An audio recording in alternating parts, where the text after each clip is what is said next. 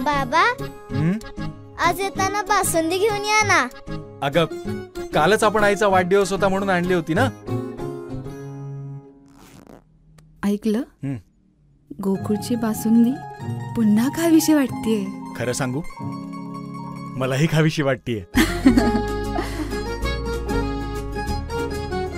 पुन्हा पुन्हा खावीशी वाटणारी गोकुळ बासुंदी. 24 जानेवारी रोजी न्यू पॅलेसच्या प्रांगणात ज्येष्ठ इतिहासकार डॉक्टर जयसिंगराव पवार यांनी लिहिलेल्या मोगलमर्दिनी ताराबाई महाराणी या संशोधनात्मक चरित्र ग्रंथाचे प्रकाशन खासदार सुप्रिया सुळे यांच्या हस्ते होत आहे.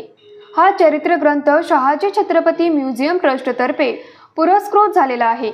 महाराष्ट्र इतिहास प्रबोधिनीकडून तो प्रकाशित केला जात आहे.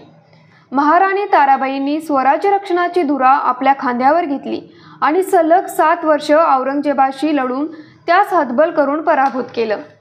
महाराणी ताराबाईंच्या लष्करी नेतृत्वाचा व राज्यकारभार कौशल्याचा गौरव मोगलांच्या खापीखानसारख्या इतिहासकारांनी केला आहे. खापीखानाने म्हटलं आहे की मराठ्यांच्या या राणीने लष्कराचे नेतृत्वाचे व मोहिमांच्या संयोजनाचे गुण प्रकट केले.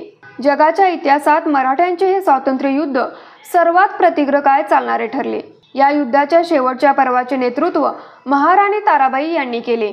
मराठ्यांच्या साम्राज्याची पायाभरणी ताराबाईंनी केली. अशा या पराक्रमी राणीचे चरित्र आतापर्यंत उपेक्षित राहिले होते.